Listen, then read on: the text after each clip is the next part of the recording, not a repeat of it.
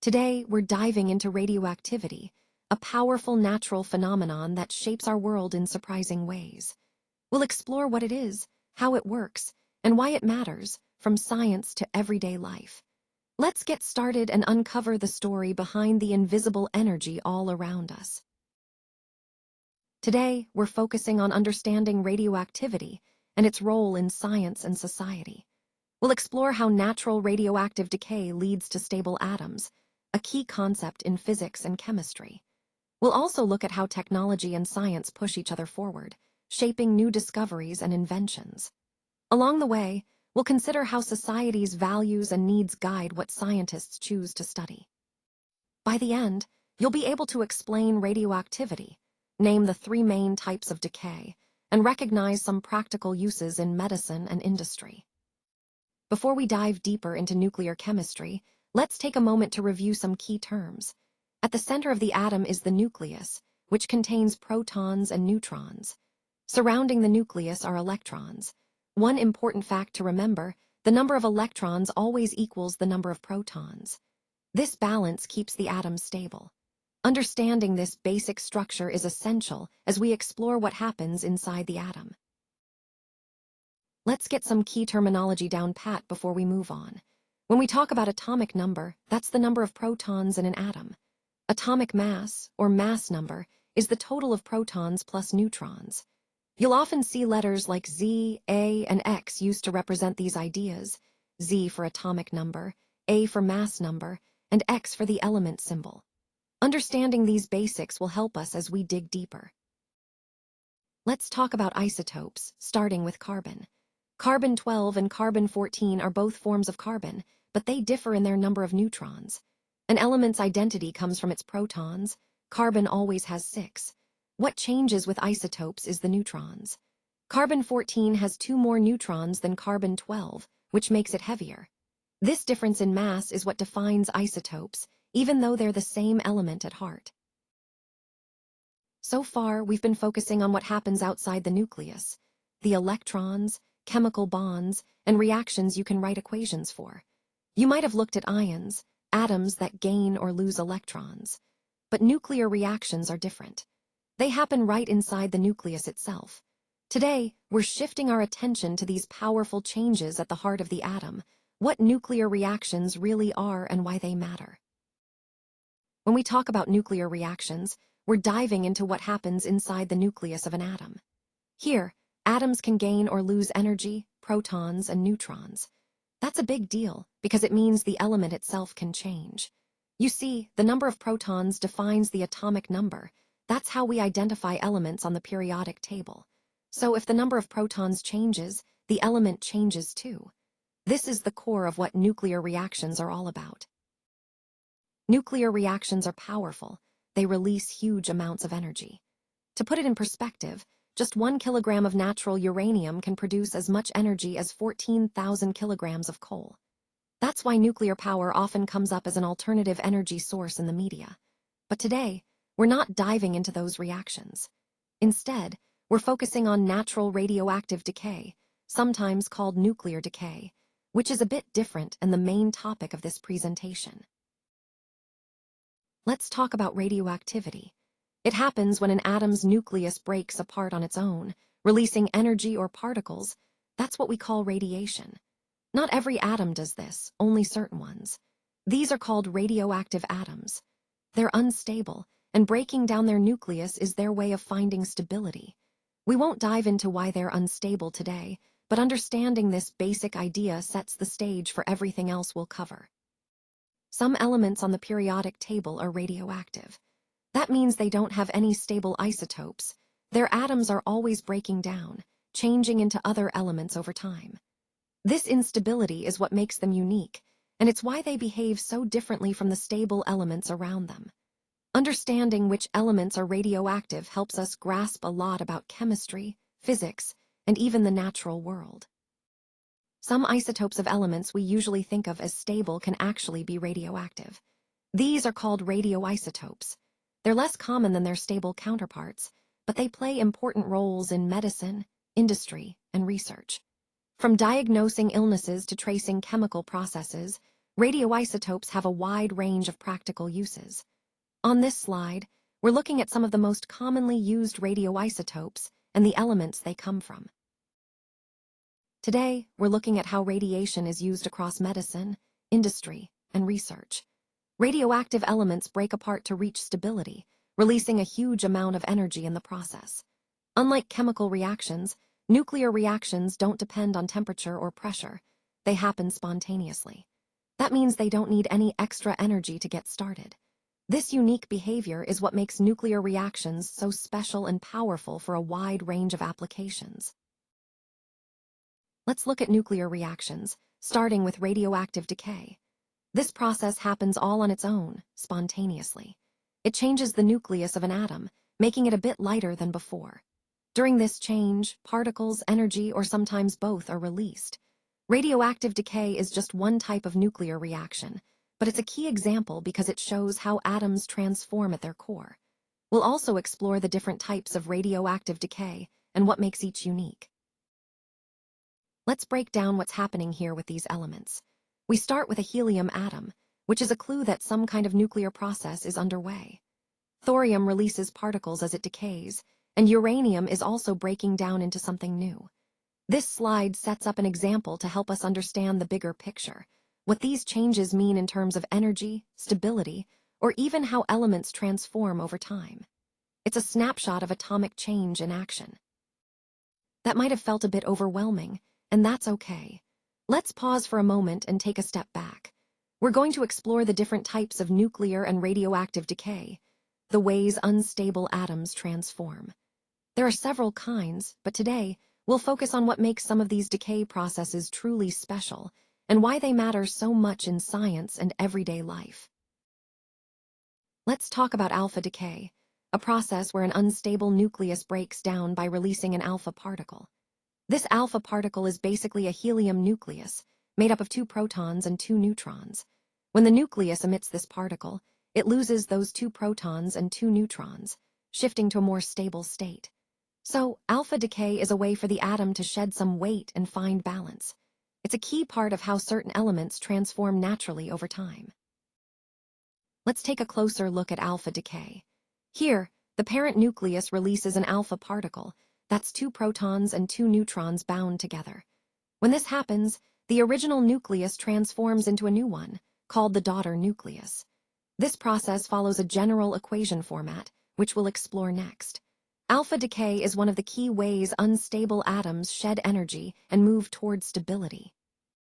Sometimes, alpha decay is shown one way, other times, it's written as the helium nucleus itself. The letters here help us keep track. Z stands for the atomic number, which tells us how many protons are in the atom. O is the atomic mass, the total number of protons and neutrons. When alpha decay happens, the atom loses 2 protons and 2 neutrons, which is why you see Z-2 and a -4 in the equation. It's a neat way to capture what's changing inside the atom.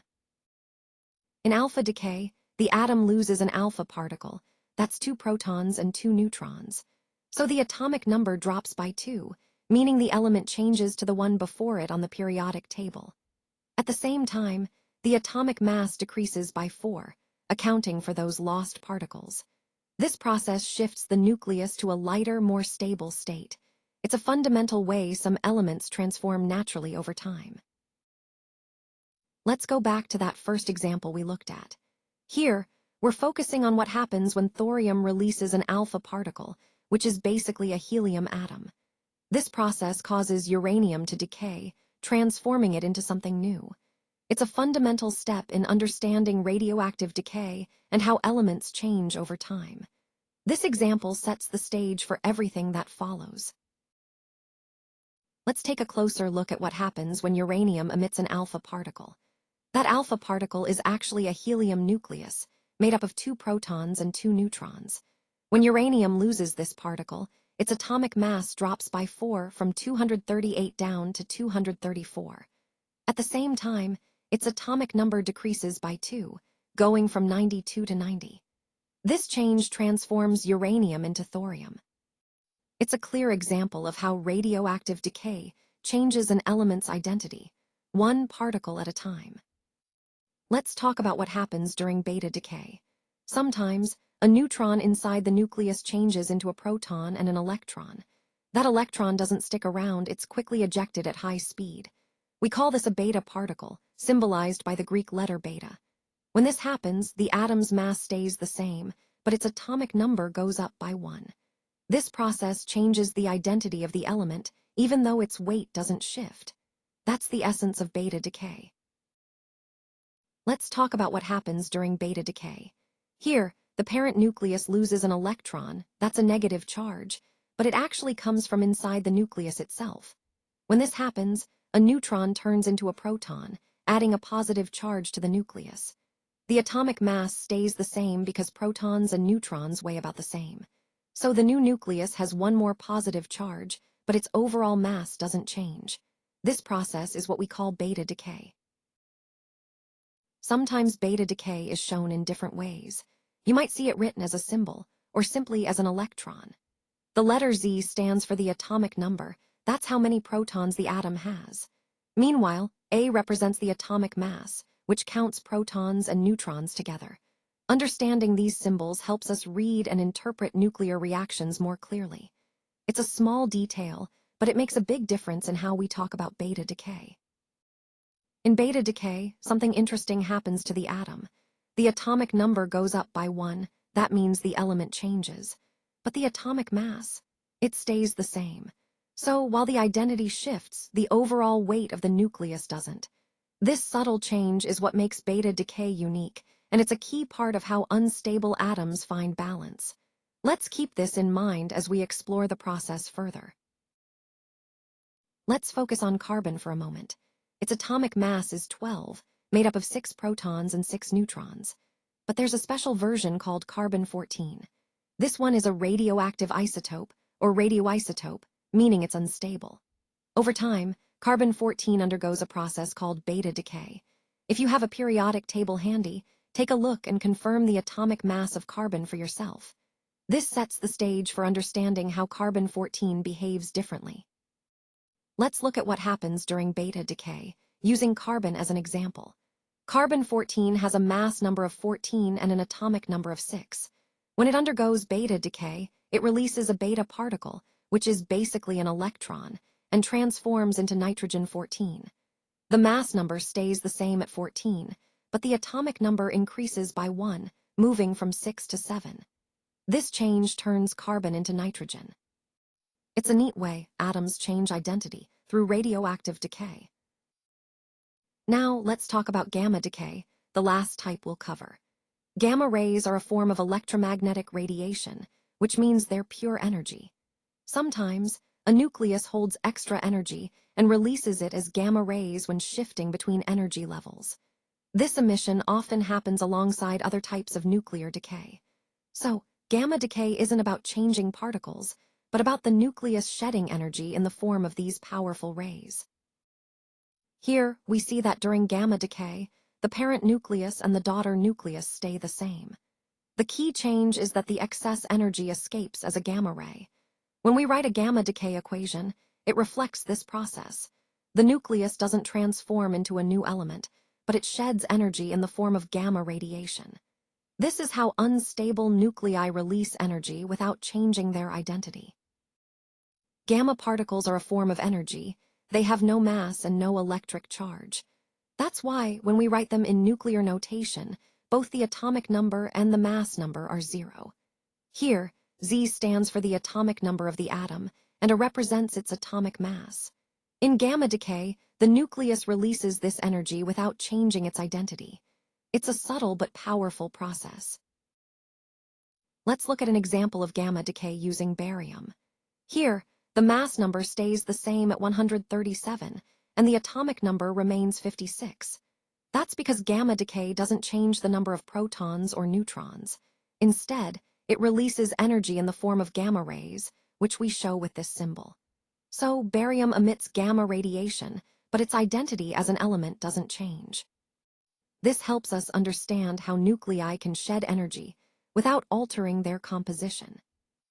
Let's look at how different types of radiation interact with materials. Alpha particles are the weakest. They can't even get through a simple sheet of paper. Beta particles are a bit tougher. They pass through paper but get stopped or slowed down by aluminum. Gamma rays are the strongest, able to penetrate most materials, and only thick lead or concrete can shield us from them. This difference in penetrating power is key to understanding nuclear decay and how we protect ourselves. Ionizing radiation comes in three main types: alpha, beta, and gamma. What makes them special is their power to knock electrons off atoms, a process called ionization. When this radiation hits living cells, it can cause damage. That's the danger, but also the opportunity. Because of this property, ionizing radiation plays a crucial role in medicine and industry, where it's used carefully to help and heal. Alpha particles pack the strongest punch when it comes to ionizing ability, but they don't travel far. Their penetrating power is limited. One of their most common uses is in smoke detectors. Inside these devices, a tiny amount of americium-241 is sealed in a steel enclosure. This americium ionizes the air, allowing a current to flow. When smoke enters, it disrupts this current, triggering the alarm. It's a clever way to use alpha particles to keep us safe. Let's break down what happens during alpha decay in americium-241. When it loses an alpha particle, that's 2 protons and 2 neutrons, its atomic number drops by 2, from 95 to 93. That means the element changes from americium to neptunium. At the same time, the mass number decreases by 4, reflecting the loss of those particles. This slide walks us through writing out that decay equation step by step, showing the transformation clearly. Let's put this into practice. Think about radium on the periodic table. When it loses 2 protons, what element does it become? This is the key to writing the alpha decay equation. Now, using radium-226, try to write out the equation for its alpha decay. It's your turn to apply what we've learned and see how the pieces fit together. Let's talk about how beta-emitting radioisotopes are used to detect leaks safely and effectively. These isotopes decay quickly, within hours or days, so they last just long enough to do their job without posing health risks. Remember, alpha particles don't penetrate enough, and gamma rays pass right through, making them less useful here. Beta particles hit the sweet spot. They're used in industry to check paper thickness and to find leaks in pipelines by adding the radioactive source to the fluid and monitoring radiation levels above ground. Where there's a leak, sensors detect higher radiation.